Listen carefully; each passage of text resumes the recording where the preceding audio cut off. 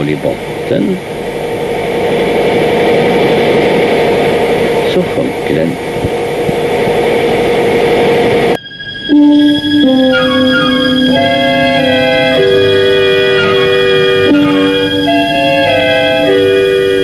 Så här ser det redan ut nu.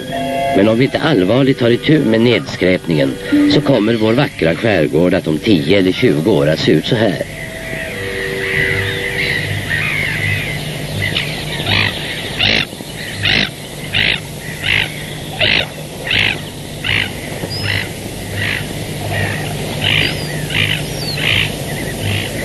Är det då bara vårdslösa och slarviga människor som har slängt det här omkring sig?